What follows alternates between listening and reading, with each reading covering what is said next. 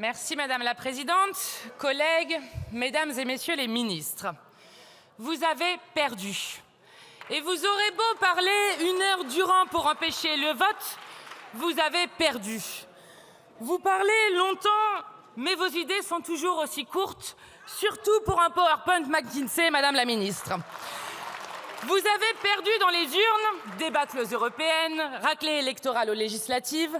Vous avez décidé de voler le résultat du suffrage avec un gouvernement en apesanteur sociale, sans aucune légitimité démocratique, mais vous avez déjà perdu. Votre défaite morale et politique s'incarne dans une réforme violemment imposée qui a mis le feu au pays. Une réforme qui a réduit votre mandat en cendres. Cette réforme des retraites, c'est la vôtre. Aujourd'hui, c'est cette réforme que nous allons abroger et c'est par elle que vous tomberez. Ce jour est historique. Le peuple violenté, le peuple méprisé, le peuple indigné vient reprendre ces 2 ans de vie, ceux que vous avez tenté de lui arracher. Oui, aujourd'hui, le peuple, par ses représentants, va abroger cette réforme inique. Voici le seul souverain qui s'est exprimé dans les manifestations, dans les urnes, et qu'aujourd'hui, vous devrez bien reconnaître le peuple. Dans l'histoire de notre pays, celui de la grande révolution de 1789, celui où les droits égaux pour tous l'emportent sur les injonctions du monarque, ce jour fera date. C'est un jour de bascule. Aujourd'hui, les principes démocratiques sont en jeu. La souveraineté du peuple s'y oppose à la violence sociale que vous n'avez eu de cesse d'exercer depuis 2017. Déjà contre votre réforme, la longue trame du peuple des grèves, des manifestations, des indignations du peuple uni et insoumis de France avait ressurgi. Le peuple de 1910, qui se battait contre la retraite à 65 ans, appelait la retraite pour les morts. Le peuple de 1945, qui arrache la sociale en proclamant haut son principe fondateur de chacun selon ses moyens, à chacun selon ses besoins. Le peuple de mai 68, qui a lutté pour ses droits, pour les solidarités concrètes et l'émancipation, le peuple des ronds-points, des précaires, des femmes, des gilets jaunes qui ont mené le combat pour la dignité du pays tout entier. Avez-vous reconnu en 2023 le son particulier des manifestations et de la Marseillaise que nous avions entonné dans cet hémicycle? C'est le son de ce peuple en mouvement, vous qui l'aimez docile et obéissant. Il s'est levé et reste debout. Il vous enjoint à regarder les conséquences sociales de vos politiques de malheur. Ces voix font encore trembler les murs de cet hémicycle, qui par millions, pendant des mois, défendaient dans les rues la conquête sociale du temps libéré. Non, rien ne sera plus comme avant. Ce jour est un jour de bascule, celui où nous vous faisons battre en retraite sur cette réforme injuste et injustifiée. C'est la dignité retrouvée d'un peuple dont vous avez bafoué sans cesse l'expression souveraine. Mesdames et Messieurs les ministres, une décision qui engage l'existence de tous et qui s'applique contre la vie du plus grand nombre ne s'amende pas, elle s'abroge. Un président qui a perdu 2 élections après un tel fiasco ne s'obstine pas, il démissionne. Vous n'avez toujours pas compris l'ampleur populaire de la bataille menée contre vous. Vous n'avez toujours pas compris que la retraite à 64 ans engage des vies dans leur chair et épuise les esprits, des corps usés, fatigués, malades, meurtris, dont vous exigez 2 ans ferme supplémentaires. Les femmes aux carrières hachées sont les premières blessées par votre réforme. Vous n'avez toujours pas compris que la retraite à 64 ans atteint la dignité de millions de gens. Ils ont ceci de différent de vous. Ils prennent leur existence et celle des autres au sérieux. Ils tiennent leur vie en plus haute estime quand vous leur accordez si peu de valeur. Ils s'inscrivent dans l'idée commune de république sociale que vous conspuez par vos mots et par vos actes.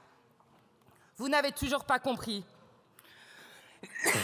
que derrière un âge de départ à la retraite, c'est le droit des gens à disposer librement de leur temps que vous menacez. La possibilité de passer du temps avec ses petits-enfants, de jouer de la musique, de prendre soin de soi, d'admirer un ciel étoilé, d'être engagé dans une association ou un syndicat. Nous représentons ici les héritiers de ces luttes acharnées pour le droit à organiser sa vie hors du temps contraint du travail. Au fond, la diminution du temps de travail, c'est simplement la diminution du temps contraint. C'est l'augmentation du temps libre, ce temps que l'on maîtrise, loin de coïncider avec l'idée que l'on ne ferait rien. Le temps où la société s'invente, se vit et se lie, où des liens créateurs se nouent, une société placée sous le signe d'un principe que vous détestez, même s'il figure sur les frontons de toutes nos mairies, l'égalité. Aujourd'hui, 33% des maires des petites communes et 50% des maires de communes rurales sont des retraités. 40% des présidents d'associations sont des retraités. Chaque semaine, ils effectuent 23 millions d'heures de garde des petits-enfants. N'est-ce pas essentiel? Vous n'avez toujours pas compris que c'est votre monde de malheur qui a été rejeté, celui où la domination du marché condamne toute l'humanité. Votre monde où l'être humain doit travailler pour acheter et vivre pour payer. Nous voulons retrouver notre liberté, cet autre principe républicain que vous semblez entendre difficilement. Nous voulons une civilisation de l'entraide pour trouver ce qui remplit nos existences et leur donne du sens. Voici la fraternité humaine et notre devise tout entière que votre réforme brutale a reniée. Vous ne l'avez pas compris au point que vous souhaitez organiser aujourd'hui l'obstruction contre le peuple. Vous prétendiez que nous avions fait de même.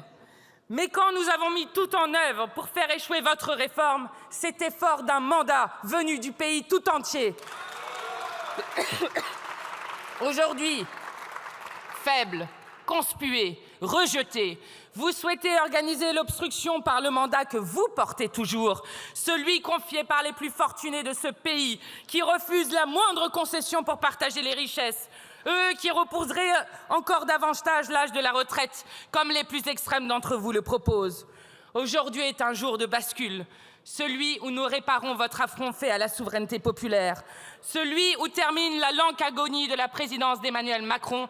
Le début de la fin de son mandat a été proclamé par Elisabeth Borne le jour où elle a prononcé ici même ce 49.3 condamnant un peuple tout entier à 2 ans de vie volée.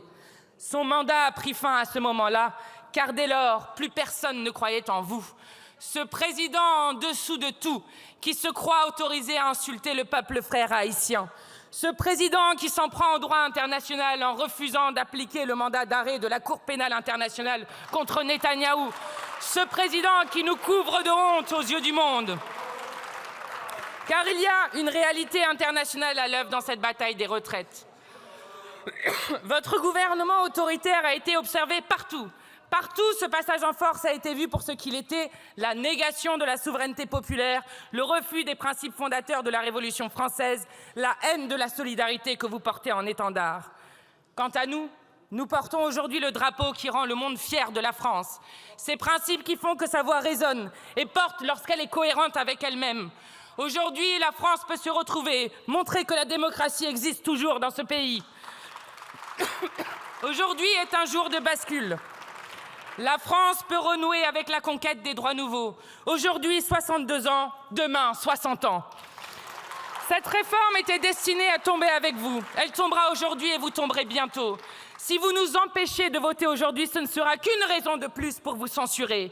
Et quand le gouvernement de Barnier tombera, il ne restera plus à Emmanuel Macron que de nommer Lucie Castet ou de s'en aller. Madame la ministre, peu importe l'issue du vote aujourd'hui, vous avez perdu. Quoi qu'il arrive, le peuple aura le dernier mot. Une autre politique est possible, loin du chaos dans lequel vous avez plongé le pays. Une politique à la hauteur des besoins sociaux, écologiques et démocratiques de notre temps.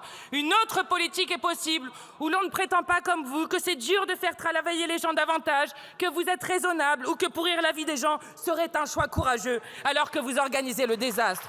Une autre politique est possible, qui ne connaît qu'un seul principe, la souveraineté, et un seul maître, le peuple.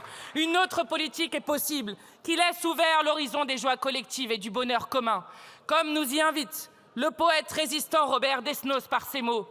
Une voix qui vient de si loin parvient pourtant distinctement jusqu'à nous. Elle ne parle que d'été et de printemps. Elle emplit le corps de joie. Elle allume aux lèvres le sourire. Je l'écoute. Ce n'est qu'une voix humaine qui traverse les fracas de la vie et des batailles. Et vous, ne l'entendez-vous pas? Elle dit la peine sera de courte durée. Elle dit la belle saison est proche. Ne l'entendez-vous pas?